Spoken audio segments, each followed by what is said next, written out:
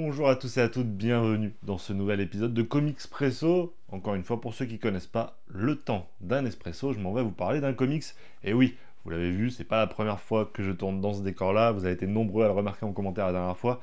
Oui, on est dans le décor de Fox, puisqu'aujourd'hui on tourne plein d'épisodes d'Ex Libris, etc. Mais je vous ai pas je vous ai pas oublié, pour autant.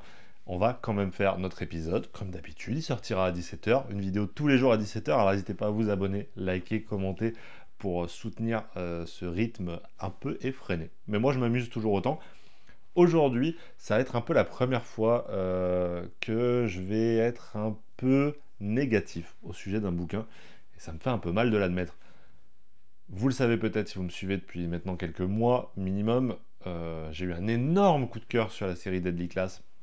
Ça a vraiment été une de mes révélations 2023.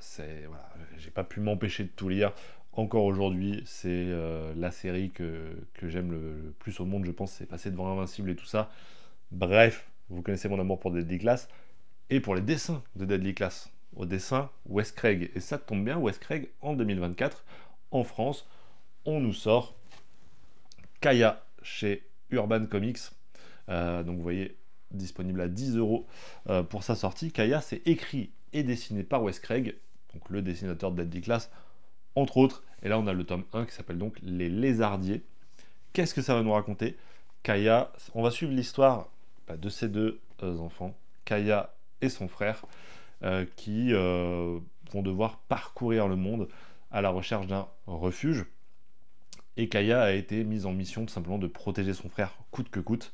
Elle qui dispose d'un bras magique qu'on voit sur la couverture juste ici. Donc forcément on va être dans un monde entre la fantaisie et le fantastique avec des créatures, des reptiliens, des bras magiques, etc., etc., des gros combats. Bref, ce genre de monde-là. Euh, alors, c'est important pour moi de le chroniquer ce bouquin parce que on a là peut-être ma plus grosse déception de 2024 parce que une de mes plus grosses attentes. Forcément, la déception est toujours un peu à la hauteur des attentes.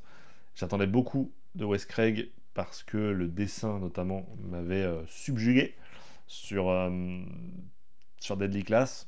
Le moins qu'on puisse dire ici, c'est que c'est pas le cas du tout pour moi.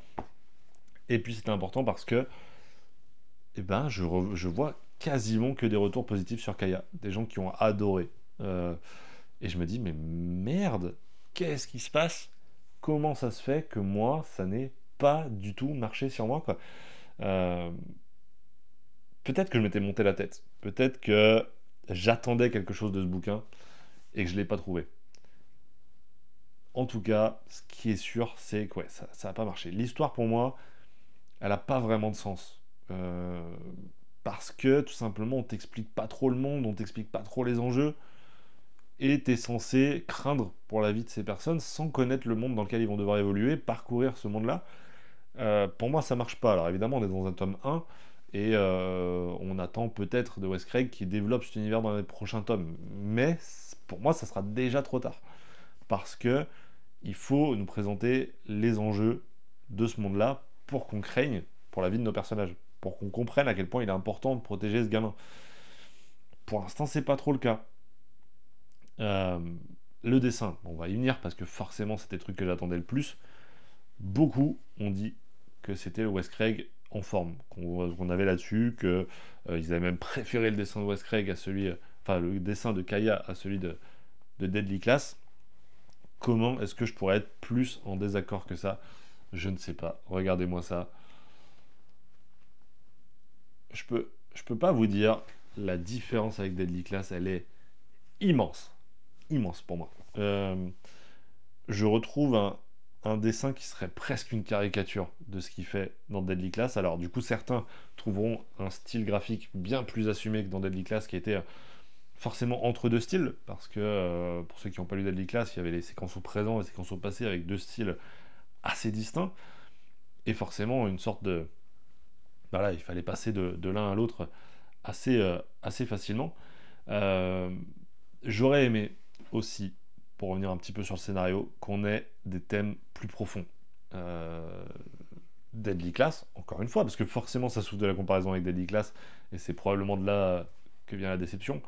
Euh, Deadly Class savait aborder plein de thèmes sociaux, politiques, qui étaient mis en scène d'une manière splendide.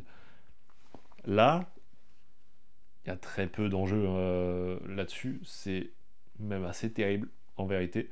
On essaye de te mettre des love stories à des endroits qui sont pas forcément vraiment propices à ça. Un peu, ouais, un peu décousu, un peu compliqué. J'avoue que ouais, ça marche pas de fou. Ça reste un page turner efficace, d'accord. Tu boudes pas ton plaisir, franchement, les pages se tournent facilement, voilà, ça se lit vite. Et je comprends ce qu'il y a plus aux gens, mais je peux pas être plus en désaccord que ça. Et ça m'embête, ça me fait chier. Donc, si le deuxième tome, qui arrive en septembre, je crois, je vois que les retours sont toujours positifs, qu'on me dit que l'univers s'est peut-être un peu développé, etc., peut-être que j'irai dessus. Je promets rien. En tout cas, bon, pour 10 euros, franchement, vous pouvez vous faire votre propre avis. Encore une fois, les retours sont très positifs, donc je regrette pas d'avoir payé 10 euros pour ça, loin de là. Et voilà, le tome 2, ça dépendra du prix pour moi. Est-ce que vous avez lu Kaya? Est-ce que vous avez lu Deadly Class? N'hésitez pas à me le dire, qu'on puisse un peu débattre de tout ça. Merci à vous d'avoir suivi cette vidéo. On se retrouve dès demain, a priori dans le même décor, pour une nouvelle vidéo. D'ici là, portez-vous bien, prenez soin de vos proches, et ciao tout le monde.